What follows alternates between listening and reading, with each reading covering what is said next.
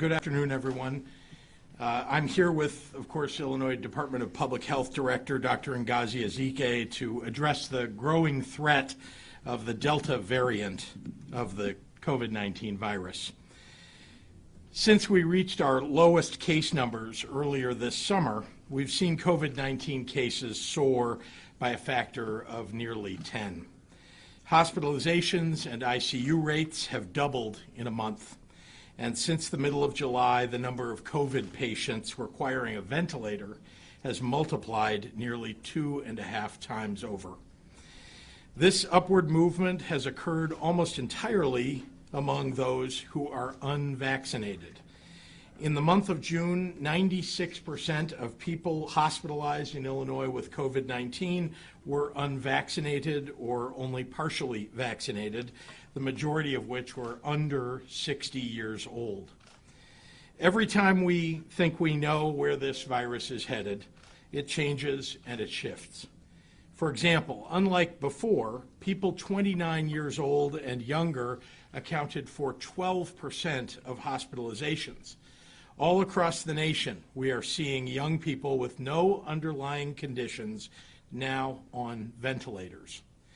I want to say specifically to young adults, please do not think that the worst case scenario can't happen to you.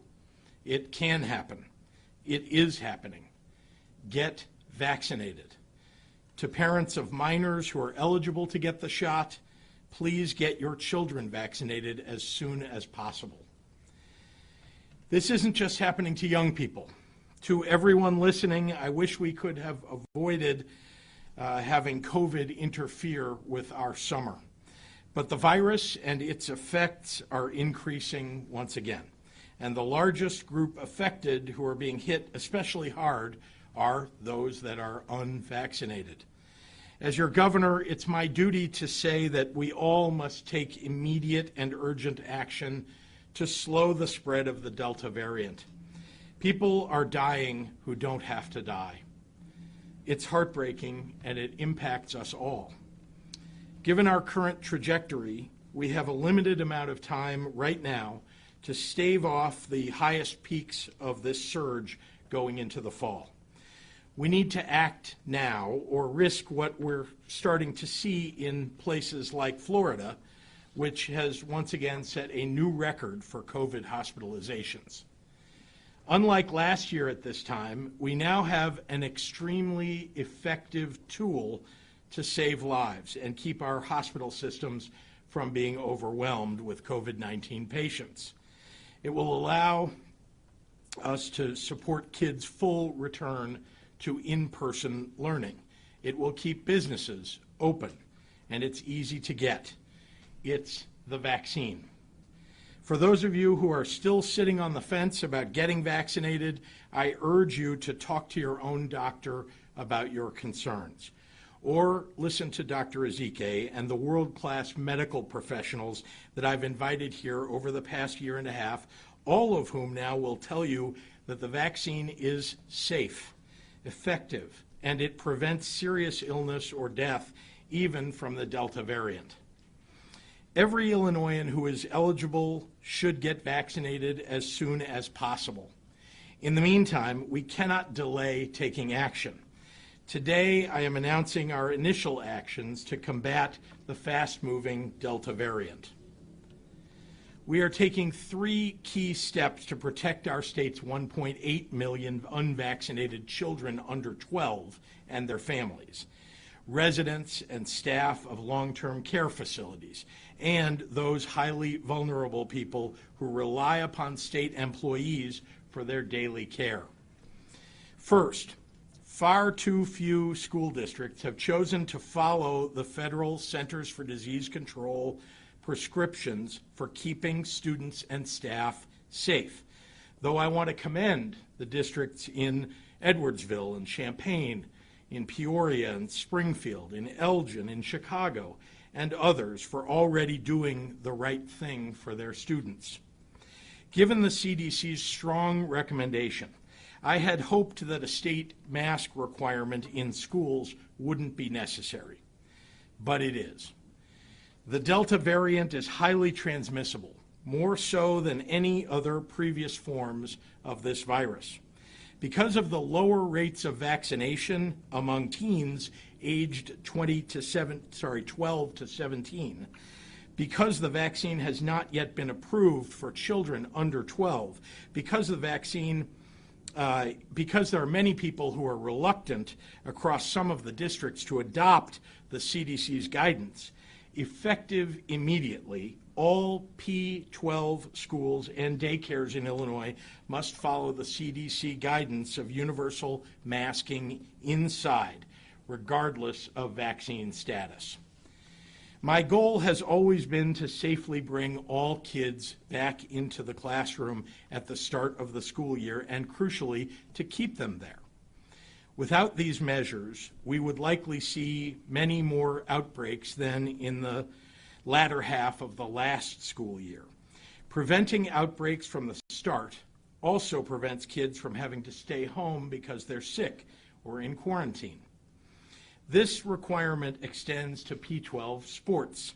Face coverings will be required for all indoor recreation, whereas outdoor, where transmission risks and rates are lower, athletes and coaches will not be required to mask. We will continue to encourage school districts to make sure their athletes are tested regularly to catch any potential outbreaks early, and to ensure that schools have what they need to adhere to the new mask requirement. My administration is ready to supply masks to any school districts that need them. That's on top of the free COVID-19 testing supplies we're providing to all of our public schools statewide. Throughout this pandemic, we've shifted public health protocols as circumstances have changed, and will continue to do so. We'll continue to watch for things like a significant reduction in transmission, the availability and utilization of vaccines for school-aged children under 12, and additional guidance from the CDC. And as we see developments in those areas, we will adjust our requirements for schools accordingly. Again, our goal has always been to make sure that every child can go to school this fall and that the school environment is safe for everyone. Today, I'm also announcing that Illinois will require vaccinations for all state employees who work in congregate facilities such as our veterans' homes, our corrections facilities, and the Department of Human Services developmental centers and psychiatric hospitals. Our most vulnerable residents, such as veterans who can't live on their own and adults living with developmental disabilities, have no choice but to live amongst these workers. By and large, residents of these state-run facilities have done what they can do to protect themselves by getting vaccinated. For example, residents of our state's veterans' homes have vaccination rates of 96%, 98%, and even 100%. And yet, many of the long-term care facilities' employees have themselves not been vaccinated. They run the risk of carrying the virus into work with them. And then it's the residents who are ending up seriously sick, hospitalized, or worse. It's a breach of safety, it's fundamentally wrong, and in Illinois, it's going to stop. We already require masks for everyone entering state facilities, but if we're going to fully protect our vulnerable populations, the most effective infection control measure is vaccination. It's our obligation to exercise due care in protecting the health of those residents, and so we will. We've notified the unions about this necessary safety measure, requesting that they come to the negotiating table to work out the details. Our state agencies will continue to make the vaccine readily available for employees, including hosting vaccination drives at work sites and offering paid time off for receiving the vaccine.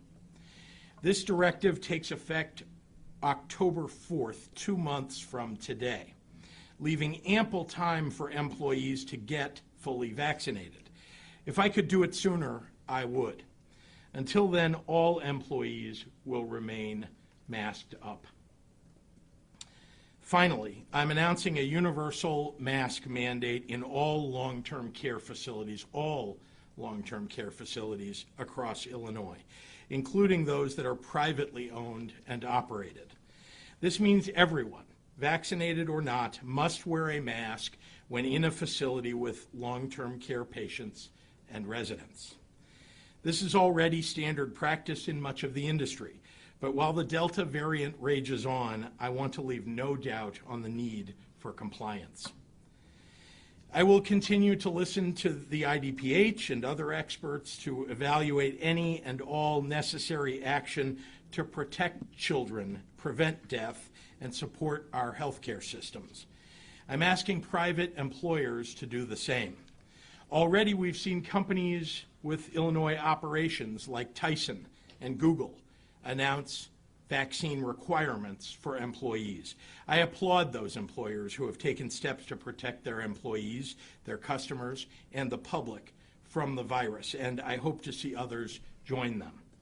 Most crucially, I'll be putting out a call to all long-term care facilities and nursing homes in the state of Illinois. Your workers are on the front lines of protecting thousands of our elderly loved ones.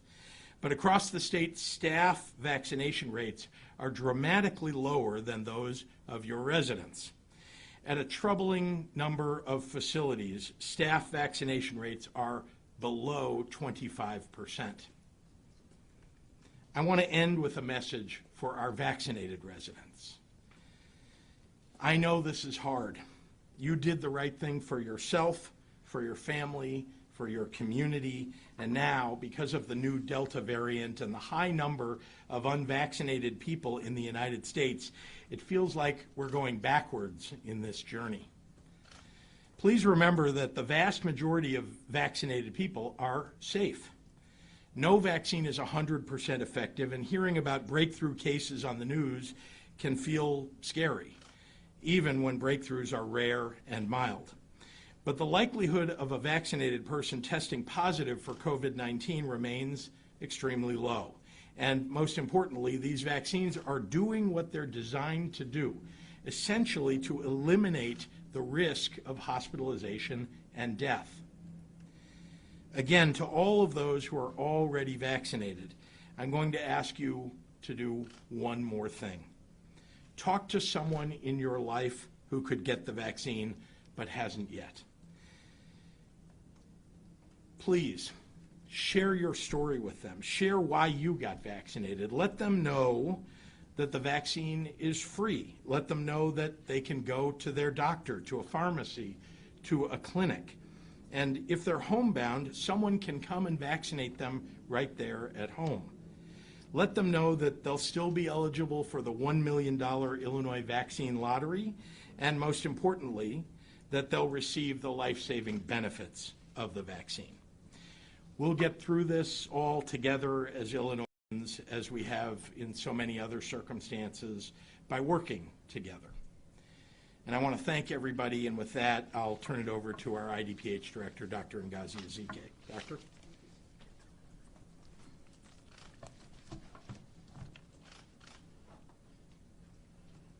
Good afternoon, and let me start by thank you, Governor, for taking these decisive steps to keep our state safe. I join millions of Illinoisans in saluting you. I wish the circumstances were more favorable, and it's not news to anyone. We are seeing an increase in COVID-19 cases, and even more concerning, an increase in the COVID-19 hospitalizations, including among our youth. In January of this year, about 5.5% of the cases were among those who are younger than 10 years of age. Last month, that increased to nearly 15%. Similarly, approximately 13% of cases in January were among those 10 to 19 years. And in July, that increased to 23. We are seeing the same trend for hospitalizations. The percent of hospitalizations among those younger than 20 years old tripled from 2.5% to 7.8%. And yes, while most children who get COVID have fewer symptoms than adults, they absolutely can still get COVID-19, and they can absolutely spread it to others. We have clearly witnessed that spread this summer throughout Illinois. Numerous cases of COVID-19 have been linked to youth camps, including cases that occurred after the child, including those who were eligible to be vaccinated, returned home with the virus and unintentionally spread it to others. And among the youth camp cases that have been sequenced, the more transmissible Delta variant has been the predominant strain. From the information gathered, vaccination status was not checked at many of these youth camps, and masks were not worn while indoors. Masks are a critical tool to interrupt transmission of the virus. There is an abundance of epidemiological data that support community masking to reduce the spread of the virus. But there's more that we can do. There is something even better than masks. Vaccination is our even stronger tool. It's our best tool.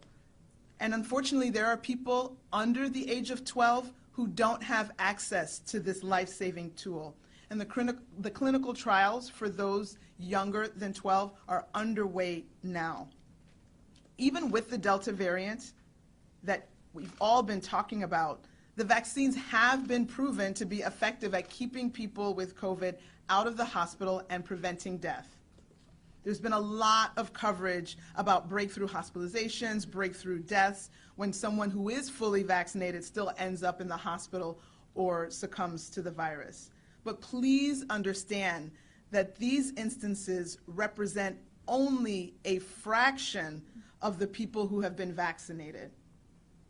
More than 6 million people have been vaccinated in Illinois, and congratulations to those of you who made that important choice. And of those over 6 million people who have been vaccinated, there have only been 714 hospitalizations. There have been 180 deaths, but that's roughly 0.01%, 1/100th of 1% of people who have been fully vaccinated who have been hospitalized, and 3/1000ths of 1% of people who were fully vaccinated who have perished. The overwhelming majority of cases, the hospitalizations, the deaths, are among those who are not vaccinated. And the majority of transmission is also among the unvaccinated. Thus the phrase that it has become a pandemic of the unvaccinated. But the key is that we actually have the tools to turn the tide on the next wave. And that next wave wants to threaten us if we don't avail ourselves of these tools. Let's do what's right, not just for ourselves, but for our neighbors and our entire communities. Now I'll repeat the comments in Spanish. Buenas tardes. Aunque es un placer volver a verlos, hubiera deseado que fuera por razones más agradables. Estamos viendo un incremento de casos de COVID-19 y también un incremento de hospitalizaciones, incluso entre la juventud. Este año, en enero, 5.6% de los casos eran entre niños menores de 10 años. El último mes, incrementó casi 15%. Similarmente, aproximadamente 13% de los casos en enero eran entre jóvenes de 10 a 19 años. En julio, el número incrementó a 23%. Estamos viendo las mismas tendencias en hospitalizaciones. El porcentaje de hospitalización entre personas menores de 20 años ha triplicado de 2.5% en enero a 7.5% en julio. Aunque los niños que contraen COVID-19 tienen menos síntomas que los adultos, los niños aún pueden contraer COVID-19 y contagiar a otras personas. Hasta con la variante Delta se ha comprobado que las vacunas son efectivas en mantener a personas con COVID fuera del hospital y prevenir muertes a causa del virus. Ha habido mucha cobertura sobre los casos de hospitalizaciones y muertes entre personas completamente vacunadas. Pero estos casos solo representan una mínima fracción de personas vacunadas.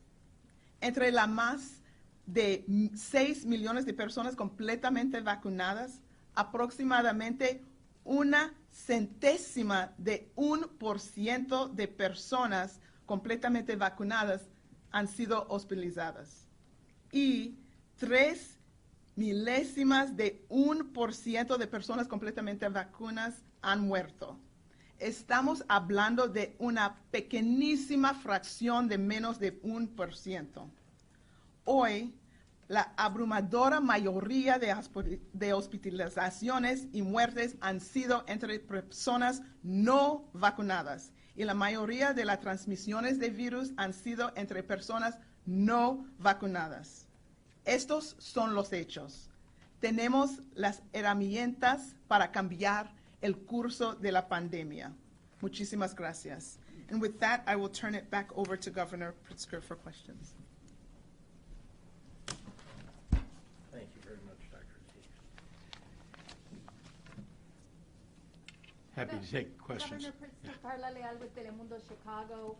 Are there any additional steps that will be taken for students that are up maybe from 6th grade or 5th grade and below, because those are probably the under 12-year-olds, to protect them in the school environment and with this COVID ambience right now? Well, to begin with, there is now universal masking for all of those children and for everybody in their schools. And so that's a major step forward, at least in mitigations and keeping them healthy and safe. But each individual school district and school can, in addition to that, place their own mitigations in their schools. Examples being, you've seen plexiglass in certain circumstances or distancing within the classrooms. Although we are not requiring that, they're making those decisions within each school and each district. Governor, is the requirement the equivalent of a mandate? Would you explain the difference? And what happens with the special education kids and the kids with respiratory problems? I mean, what's going to happen to them? We have parents asking us that question. We would like to Sure. Let's just to take the last half, and then I want you to repeat the first half. Children with medical necessities, where there are reasons why they can't wear a mask, situations like their own respiratory issues that are beyond, apart from COVID-19, where they wouldn't be able to have anything obstructing their breathing. Those are obviously situations in which a doctor's note or, there's the ability for the school district to get reprieve for those children. And the first question was the difference between the requirement and the mandate. Is it still a mandate? This is a mandate. Okay. This is a mandate across our K-12 schools, our P-12 schools, and child care to make sure that we're keeping those children, the unvaccinated as well as the vaccinated, safe, and their families, importantly, because this, as you know, this virus can be taken home fairly easily. We now know more from the CDC from their reports. Governor, there are a number of parents who are asking, what has taken so long for you to act? You've seen the problems that have gone on at school district meetings. They're wondering what's taken so long. And others apparently are maybe preparing to file lawsuits to challenge the legal authority for this mandate. Can you address that? Sure. Well, first of all, there has been substantial spread across the state. And, it's important that, as I watch these numbers, as the IDPH tracks this across the state, that we take action. We want to take action at the proper time. We want to make sure that we're keeping our hospitals as open as possible, so there are beds available even for people who might have other kinds of ailments. And so we're doing this, I think, at the right time and making sure that as schools get back in session that we're limiting the spread, mitigating the spread. Sorry, you were asking about people suing? Yeah, there's already talk that some parents may be looking at potentially filing lawsuits saying that you don't have the legal authority to make a mandate in schools like this. We have the legal authority to enforce this, and we will if necessary. What we think is going to happen is that schools will follow this, do the right thing. Again, this is about keeping our children and their families safe. That's what we're trying to do. We're trying to get every child into school every day so that they can learn properly. We left it open to school districts last year to make the kinds of adjustments that they needed to keep kids in school. And this year, because things are very different, now that we have a vaccine available for at least every person 12 and over, including all the people, obviously the adults that work in schools, we now have the ability to keep many of those people safe, but we also have kids who are unvaccinated, so we're trying to do the best we can for them and their families. I know you had a question. I'll come back to you, Amanda. Yeah. My question is, are you still considering, or are you at all considering a universal mask mandate outside of schools and other, throughout the state and other buildings inside? It's not something on the table, but obviously we monitor these numbers very closely and we make adjustments as necessary. Amanda. Governor, I have a couple of COVID questions, if you wouldn't mind coming back later for non-COVID questions. Yeah.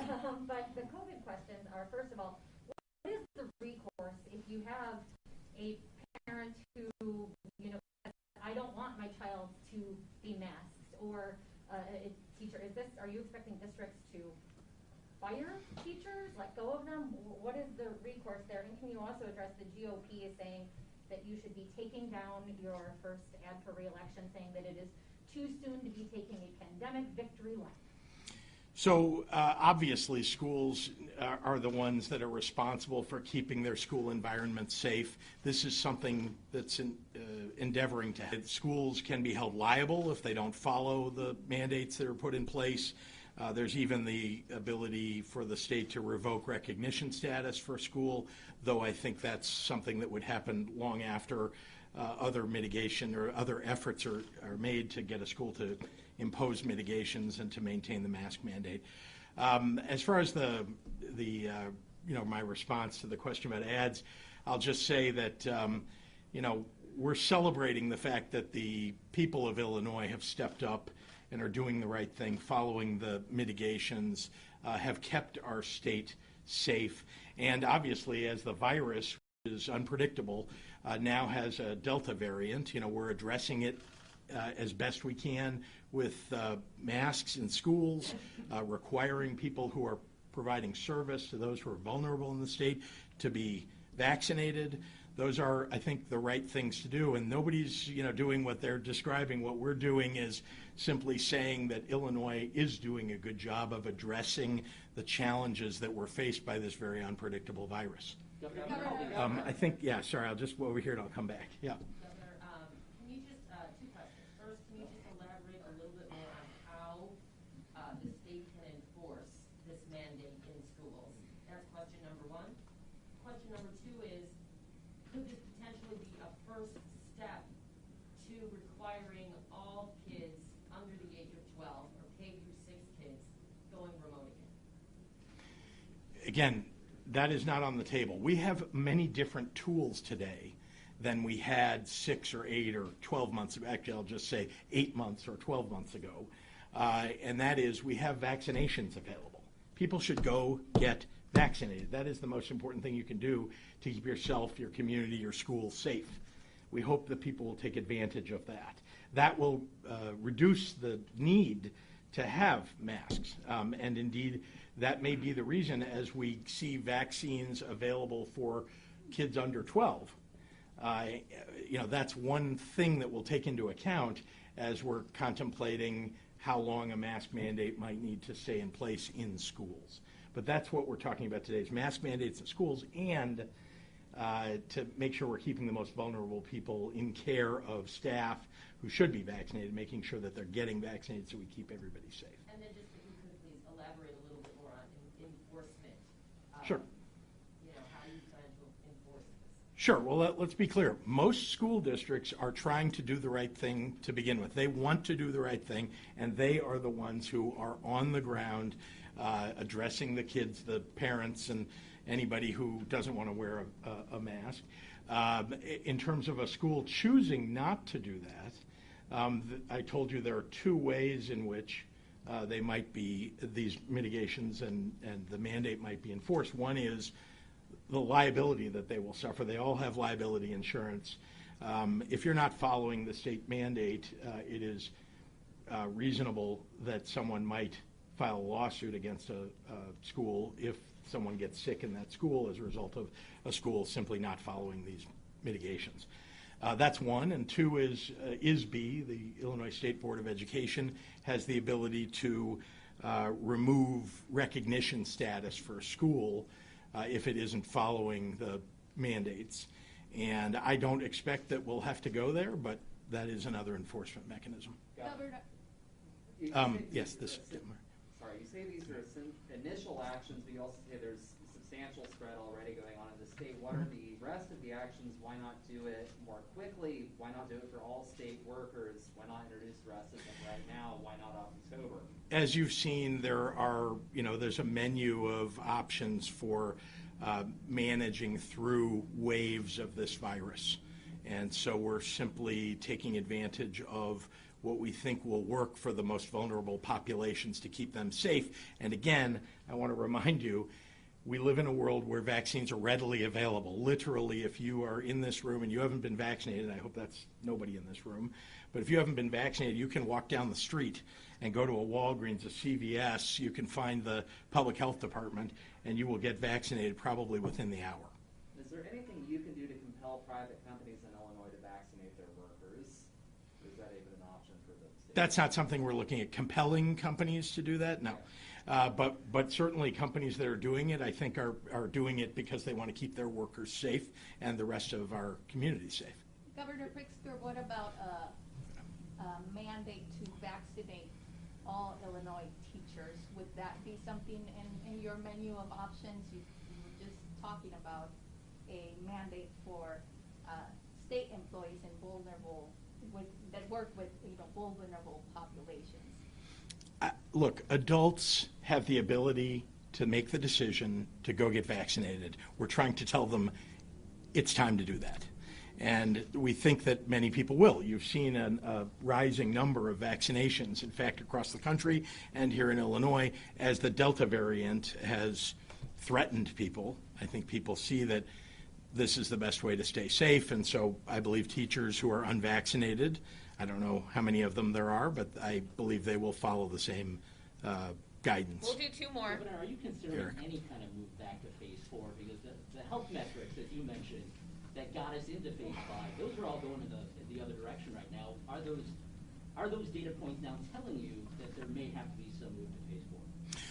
We're no longer in the kind of mitigation plan that you're talking about. We live in a world now where there are vaccinations available to everybody, and what we're trying to do is address the vulnerable and make sure that everybody, wherever there is a problem, and you've seen there's been, a high likelihood of spread in certain areas and, red alert in other areas. And so we're essentially focusing in on those areas and doing everything we can to get everybody vaccinated. And that's really what our plan is right now. But any Last kind of, one. Limit of capacity limits like we saw in phase 4, is that on the table?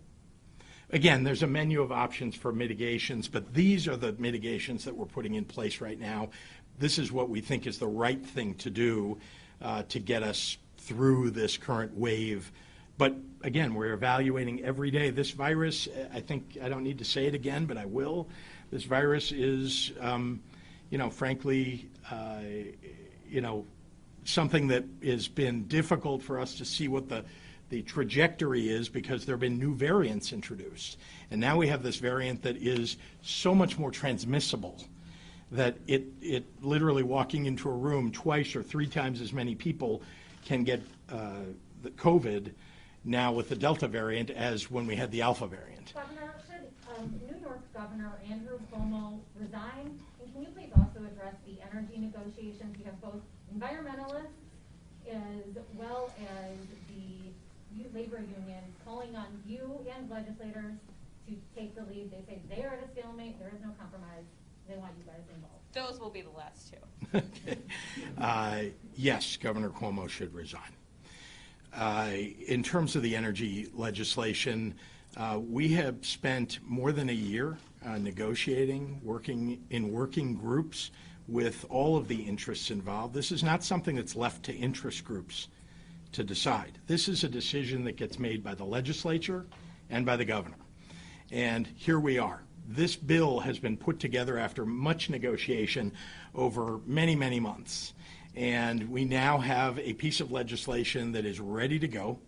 And it needs to be called in the legislature and voted on. And the legislation that I put forward that is that compromise is what is ready to move. And I intend to sign it if they'll pass it. All right, thanks everyone. Thank you. Kids show up at school without a mask. Thank you. What are schools supposed to do if kids show up without a mask and try to get in?